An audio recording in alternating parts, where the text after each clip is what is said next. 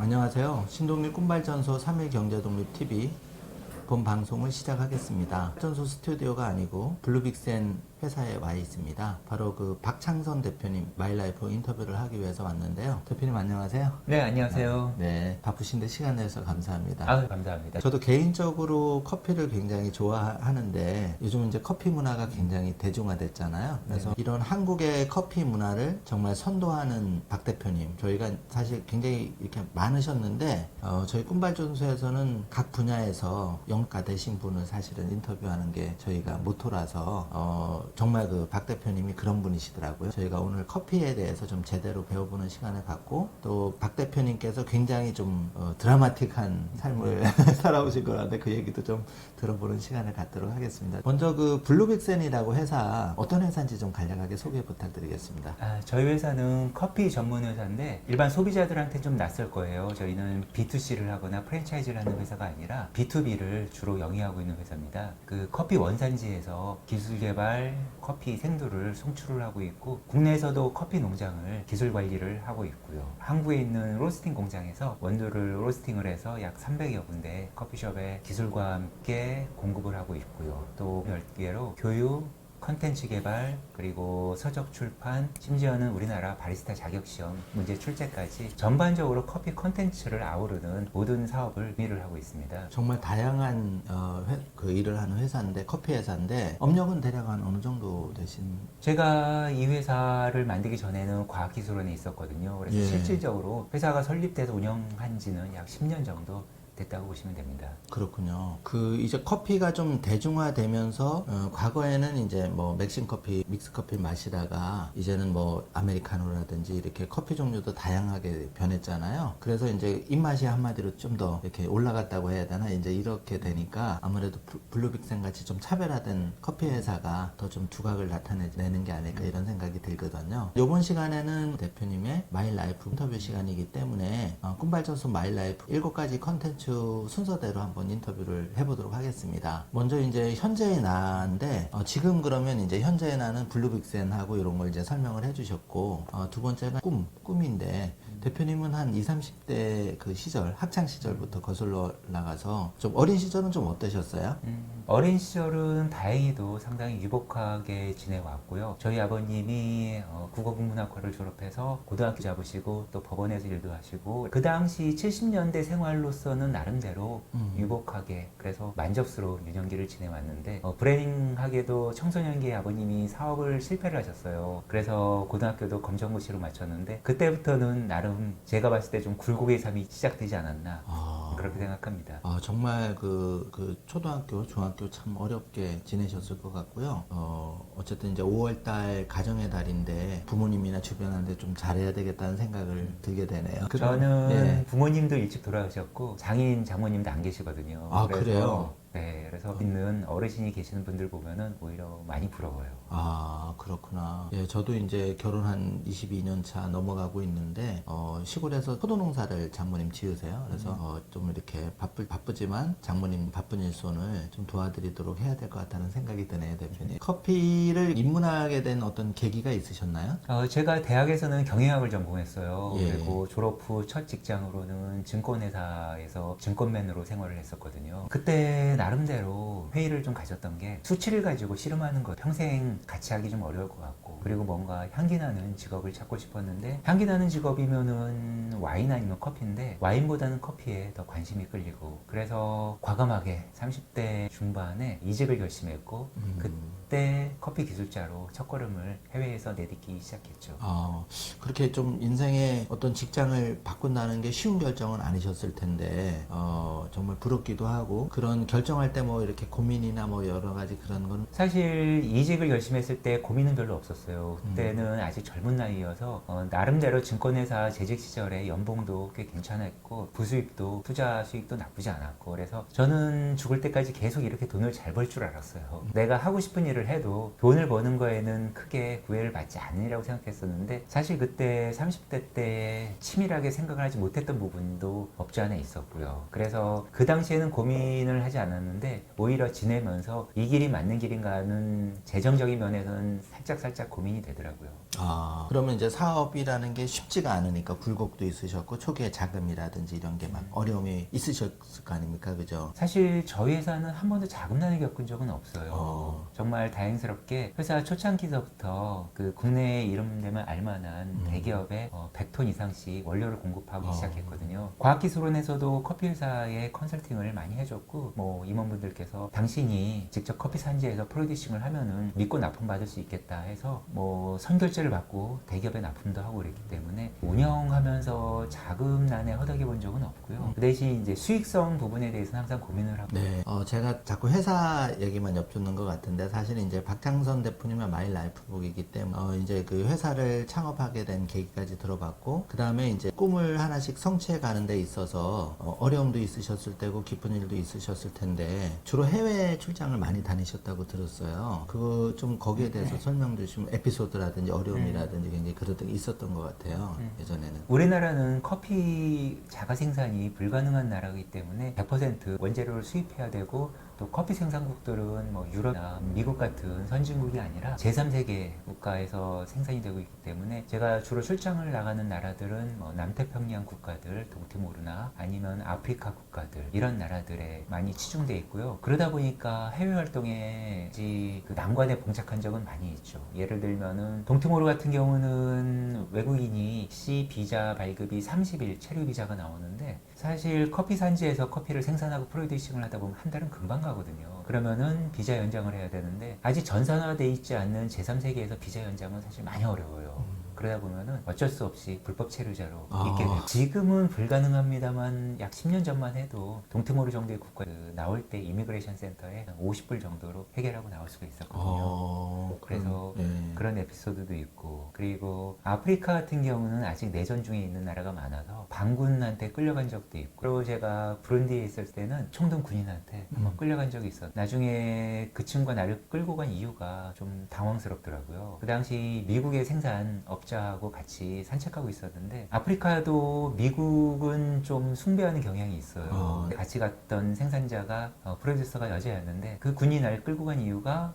너 같은 동양인이 어떻게 미국 여자랑 같이 길을 걸을 수 있냐 이런 이유로 저를 끌고 갔다고 하더라고요. 어쨌든 주변에 도움을 받아서 무사히 해결하고 나오긴 했었지만 대표님 그 이제 좀 어떻게 보면 100세 시대에서 대표님이 이제 반 정도 전반전을 이렇게 살아오셨는데 이렇게 되돌아봤을 때 대표님께서 나름대로 샐러리맨과 달리 그래도 나름대로 그 커피라는 거를 하나의 화두를 잡아서 꿈을 잡아서 동티모르에서 그런 차별화된 원두 그러니까 이제 무농약 자연 재배 원두잖아요. 그래서 저도 이제 처음 알았는데 우리 이제 한국 사람들이 스타벅스 커피를 되게 좋아하잖아요. 그렇게 하는데 원두가 좀 차이가 좀 있을까요? 스타벅스 원두나 대표님이 그렇게 하는 원두나 또 외부의 원두라고 좀 비교를 해보신다면 어떻게 차이가 있을까요? 사실 타 회사의 원두와 비교하는 것 자체가 어불성설인 부분이 있는데 물론 스타벅스도 좋은 커피입니다. 물론 좋은 커피인데 굳이 비교를 하자고 하면은 일단 첫째로 스타벅스 같은 경우는 전 세계를 표준화시키기 위해서 커머셜한 부분에 비중을 둡니다. 그렇지만 저희 같은 경우는 생산량이 그에 훨씬 미치지 못하기 때문에 그 소비자의 니즈를 그대로 쫓아서 충족할 수 있는 스페셜티한 부분에 포커스를 둘 수가 있고요. 그리고 스타벅스는 그 미국과 일본에서 로스팅을 해서 들어옵니다. 근데 커피도 사람이 먹는 음식이다 보니까 신선도가 생명이고 당연히 신선한 식품이 맛있을 수밖에 없죠. 저희는 국내 공장에서 당일 로스팅, 당일 배송을 하기 때문에 가장 신선한 상태로 공급을 하기 때문에 이러한 부분들이 스타벅스하고는 좀 큰 차이라고 보죠. 저는 약간 좀 이해가 안 가는 게 스타벅스 커피 같은 경우는 미국 본토에서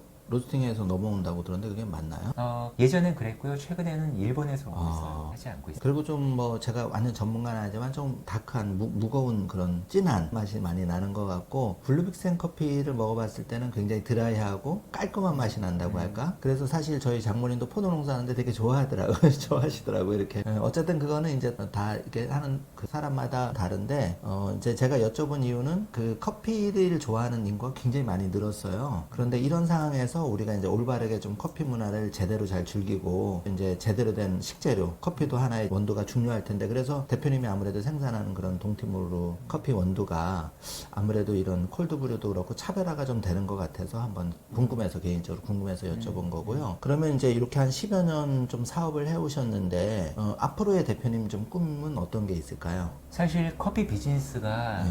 금전적으로는 크게 매력 있는 사업은 아닙니다. 우리나라 커피 시장이 약 3조 원 정도고 그중에 10%를 스타벅스가 1조 3천억 정도 매출을 올리고 있는데 1조 3천억 매출이래 봐야 강남에 아파트 한 몇 개 동이면은 커버하고도 남는 돈인데 시장 규모 자체가 그렇게 크진 않고요. 그렇지만 덩어리는 크죠. 많은 사람들이 즐기고 있고 커피는 사실 하나의 식품으로 보기보다는 하나의 문화로 봐야 됩니다. 그러면은 사실 저는 문화 사업을 하고 있다고 생각을 해요. 세상 모든 사람들이 향기롭게 그 힘든 일상생활의 한켠에서 향기에 취해서 쉴 수 있는 그런 문화를 만드는 것, 그게 제 희망이고, 그리고 그 과정에서 지명도를 갖춰가고, 그리고 어쨌든 일족을 남길 수 있으면은 또 그 보람된 일이고, 사실 제가 국내에서도 커피 관련 전문 서적을 여러 권 출판을 하고 있는데 이런 부분들도 어떤 세상에 족적을 남기기 위한 그런 볼 수가 있겠죠. 그럼 약간 좀 인생을 좀 의미 있는 삶을 살고 싶은 그런 마음속 그런 바람 욕구가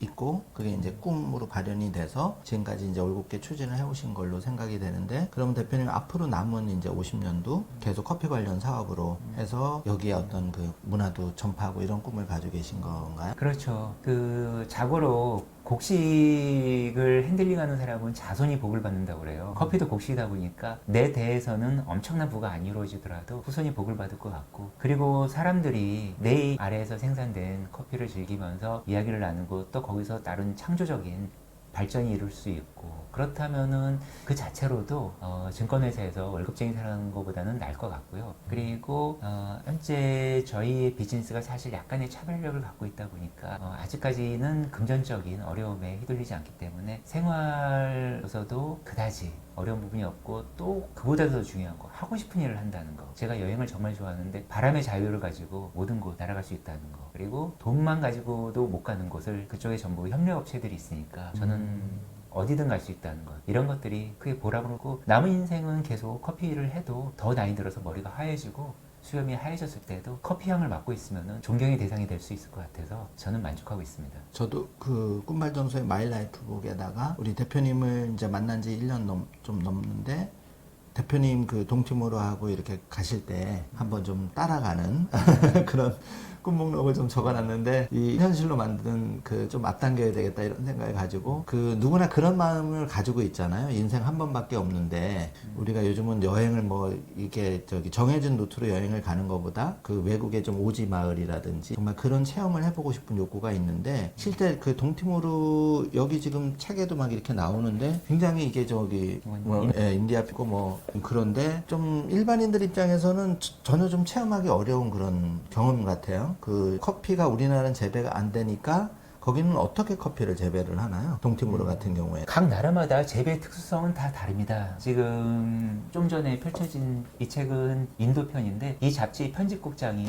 저와 동행을 해서 밀착 취재한 잡지이고, 동티모르 같은 경우는 아직까지 경제 시스템이 확립이 되어 있지 않아요. 20세기 마지막 독립국으로 가장 어린 신생국가이고, 우리나라도 조선시대 때 상평통보를 만들었었는데 이 나라는 아직까지도 자국의 화폐가 없어요. 그 미국 US 달러를 차입해다 쓰는 그렇게 아직 원시적인 경제 활동을 하고 있기 때문에 어떠한 개인 소유 농장이나 이런 구분이 특별하지 않고, 그러다 보니 어떤 경작을 한다기보다는 그 채집에 가까운 수확을 하고 있죠. 그러니 유기농 커피를 뛰어넘은 천연 야생 커피라 부를 수 있고, 농민들은 사실 우기 때는 크게 할 일이 없죠. 그때는 이제 수확하고 가공하는 일을 하고, 반면에 브라질이나 콜롬비아 같은 대규모 농장 경작이 가능한 나라에서는 1년 동안 품질 관리를 하고 또 경작 관리를 하고, 그렇기 때문에 각 나라마다 생산 시스템이 모두 다릅니다. 아, 그렇군요.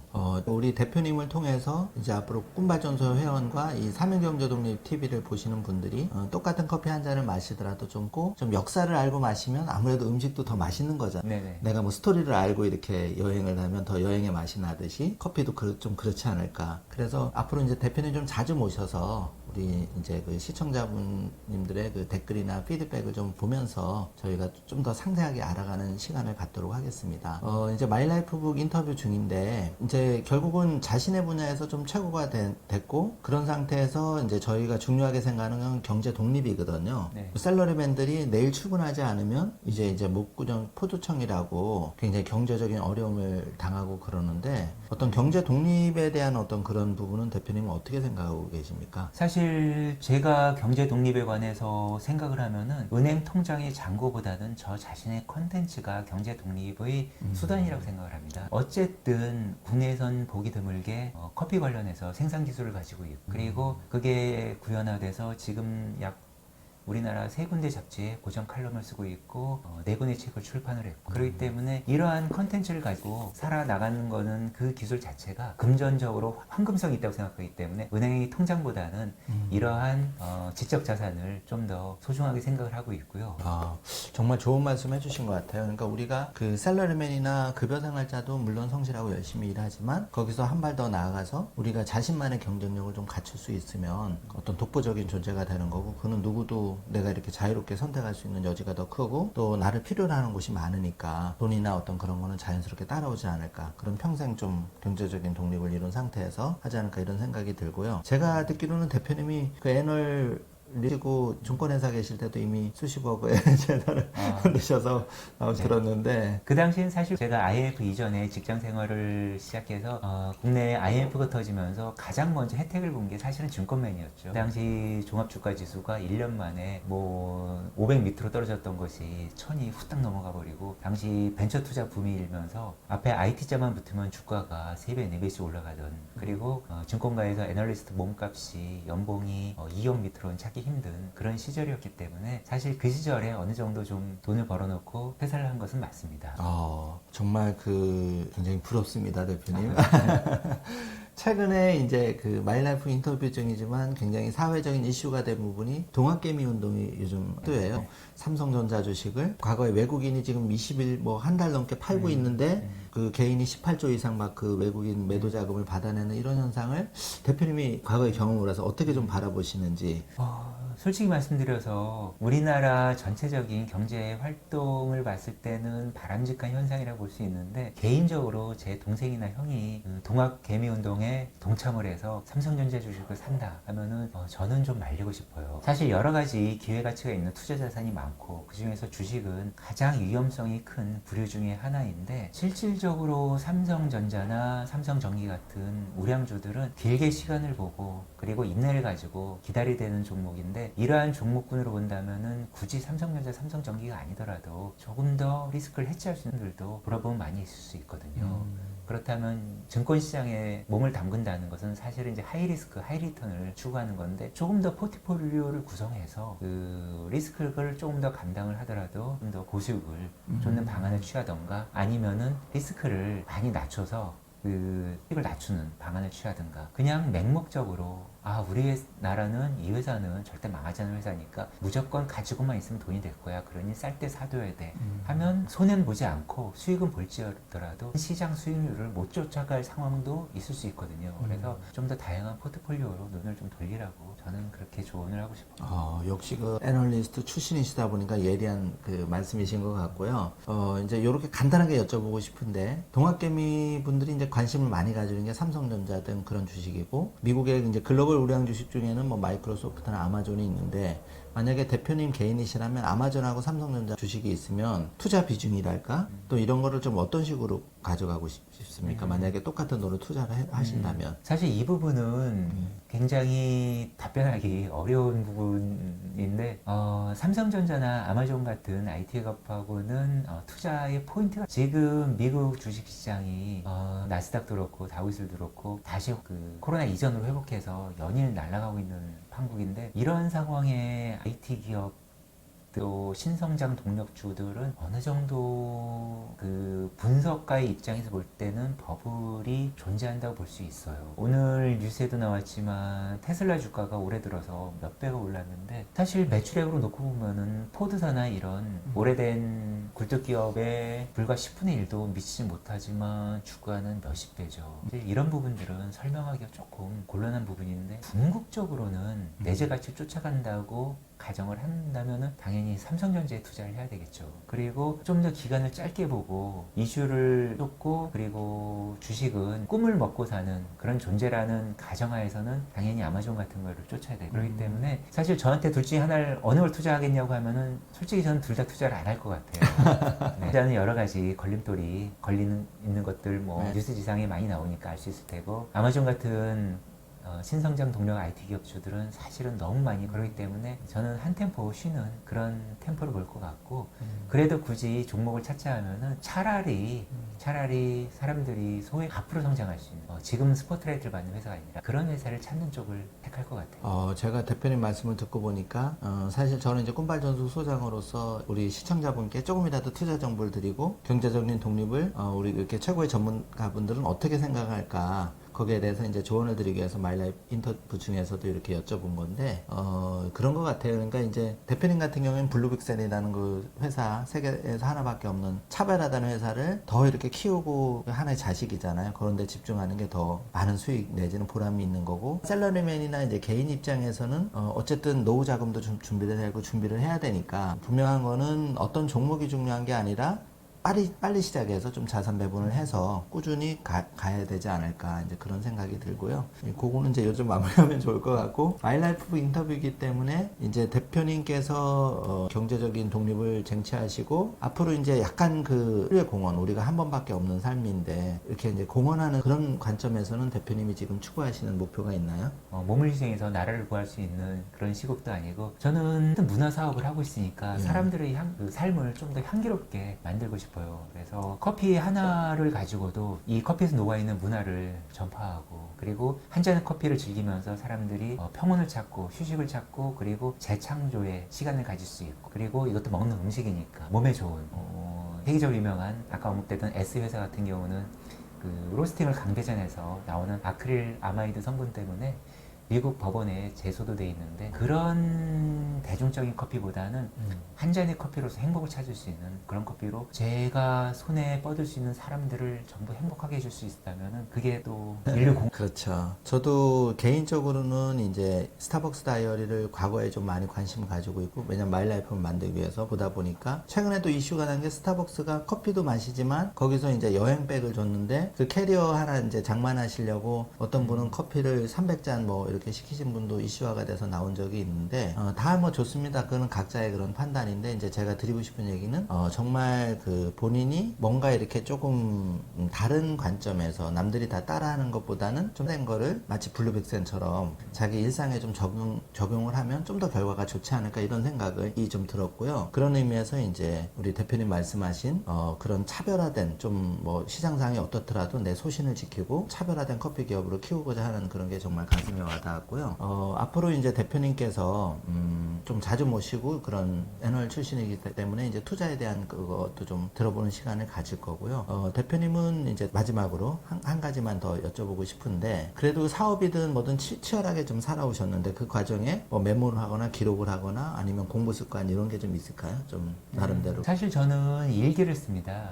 일기를 쓰세요? 그게 사춘기 시절부터 시작된 게 지금 책장을 못 채워서 벽장 속에 한 면을 다 채우고 있는데 일기를 쓰면은 일단 생각이 정리되니까 좋고요. 사실 그 일기를 다시 들춰보면서 회고하는 시간이 그렇게 많지는 않아요. 쓰는 과정에서 제가 뭘 잘못해 어떻게 해야 됐고 뭐가 아쉬운지를 체크를 할 수 있고 쓰면서 정리가 되더라고요. 때문에 사실 저는 일기를 쓰고 있습니다.